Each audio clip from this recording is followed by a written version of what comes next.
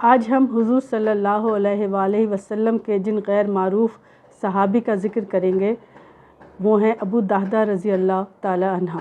ایک دن ابو دحدہ رضی اللہ تعالی عنہ حضور صلی اللہ علیہ وآلہ وسلم کی صحبت میں بیٹھے ہوئے تھے کہ ایک یتیم اپنے پڑوسی ابو لبابہ کے بارے میں شکایت کرنے لگا کہ وہ اپنا ایک کھجور کا درخت نہیں دیتا، نہ اسے بیچتا ہے، نہ اسے کاٹتا ہے، نہ اس کی کھجوریں استعمال کرنے دیتا ہے، اور اس کھجور کے درخت کی وجہ سے وہ اپنے باغ کے گرد دیوار بنانے میں مشکل اس کو پیش آ رہی ہے۔ حضور اکرم صلی اللہ علیہ وآلہ وسلم نے اس آدمی کو بلایا اور اس سے کہا کہ وہ ایک کھجور کا درخت اس لڑکے کو دے دے یا کسی کو بیچ دے تاکہ وہ اس لڑکے کو دے سکے۔ اس نے انکار کر دیا اور ناراض ہو گیا۔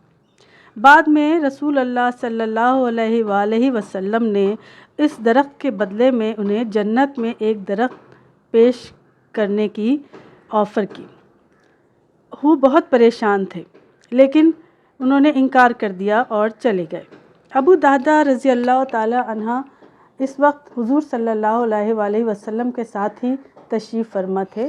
انہوں نے حضور اکرم صلی اللہ علیہ وآلہ وسلم سے پوچھا کہ اگر وہ درخت وہ خرید لیں تو کیا یہ سودا صحیح ہوگا؟ آپ صلی اللہ علیہ وآلہ وسلم نے فرمایا، ہاں، یہ سودا بالکل ٹھیک ہوگا۔ یہ سن کر ابو دحدہ اٹھے اور ابو لبابہ کے پیچھے بھاگے۔ انہوں نے اس درخت کے بدلے میں انہیں اپنا پورا باغ پیش کیا۔ آدمی نے پوچھا، کیا آپ مذاق کر رہے ہیں؟ یہ ایک ایسی پیشکش تھی جس سے کوئی انکار نہیں کر سکتا تھا، کیونکہ مدینہ میں اس باغ کے بارے میں ہر کوئی جانتا تھا۔ اس باغ میں تقریباً 500 کھجوروں کے درخت تھے، ایک درمیان میں ان کا گھر تھا اور ایک کنواں تھا۔ چنانچہ ابو لبابہ نے وہ کھجور کا ایک درخت ان کو دیا جو ابو دحدہ نے لڑکے کو تحفے میں دے دیا، اور ان کھیتوں میں وہ سے اٹھ کر وہ اپنے گھر کی طرف چل پڑے۔ انہوں نے اپنی بیوی سے ام دحدہ کو باہر سے بلایا اور کہا کہ وہ گھر سے باہر آ جائے، کیونکہ اس نے اسے اللہ اور اس کے رسول صلی اللہ علیہ وآلہ وسلم کو بیچ دیا ہے۔ جس پر انہوں نے بغیر کسی سوال اور مزاحمت کے جواب دیا، اللہ اکبر، کیا کامیاب سودا ہے۔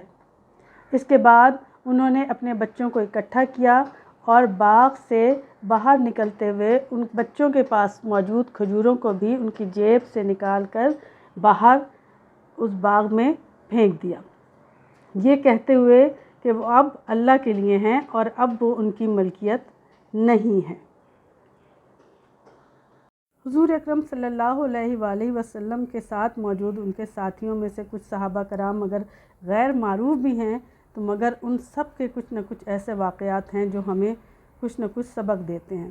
اس واقعے سے ہمیں محسوس ہوتا ہے یا ہمیں یہ سبق ملتا ہے کہ ہم غیر ضروری چیزوں کو خواہ مخواہ اپنے آس پاس جمع کر کے رکھتے ہیں اور اس کی وجہ سے ہم اپنے لیے دین اور دنیا دونوں کو مشکل کر لیتے ہیں۔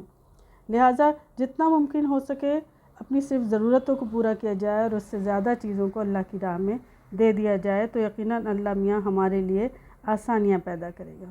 اللہ پاک ہمیں اپنے رسول اکرم صلی اللہ علیہ وآلہ وسلم اور ان کے ساتھیوں کے راستے پہ چلنے کی توفیق عطا فرمائے۔ آمین ثم آمین۔